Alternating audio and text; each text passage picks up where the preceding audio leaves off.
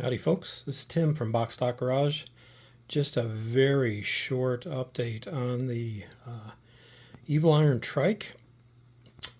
Just got some gluing done today and a little scraping and did a quick mock-up here. I've got one of the pipes on. So I got the pipe on the right hand side here.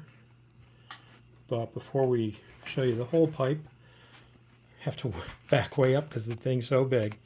So I got the body shell put together. Still have the seat, which is going to go in the front here.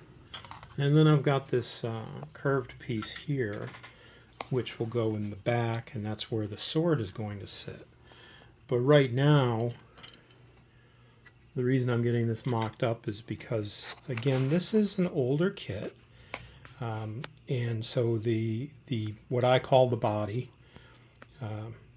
definitely has some gaps to it. So I'm going to have to do some filling and some sanding. But then I've also glued together the gas tank. So we're going to go ahead and pop this guy off now. I'll show you a little bit about what I mean. So here at the top, you can see there's a seam. It actually went together pretty good. It took me probably about 15 minutes of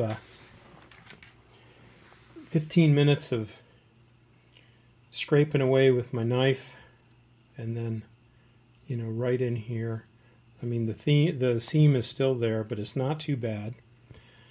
But then when we flip it over, you can see the light coming through there, and you know, there's spots where it's glued together.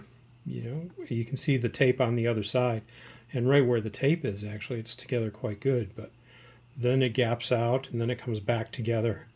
So again, some filling and some sanding is going to be happening there. The fuel tank actually went together quite nicely. There's definitely a seam.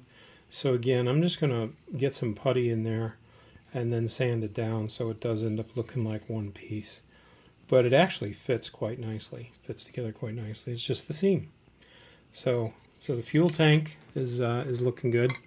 And now that we've pulled that off, we can see the pipe. And as you see, the pipes kind of lay inside the frame there. So that's the first one. Looking pretty good. And then I've got various pieces and parts here that need to go on the side, on the right side of the engine, and get attached. They're going to go down kind of over this this cover right here.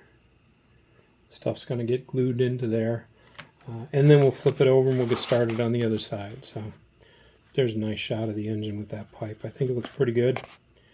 And that's it. That's it for tonight. I'm going to get some more work done on this on the weekend. The F1 car is coming good, but that's got to sit on the back burner for a few days because I've only got about 5 weeks left to finish this thing.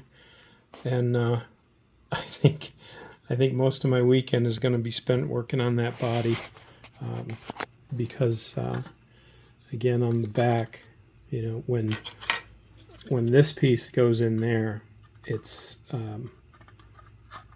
okay. Look, I mean, that sits, but you know, that's definitely not the way it needs to end up being. So I'm going to glue that in as well.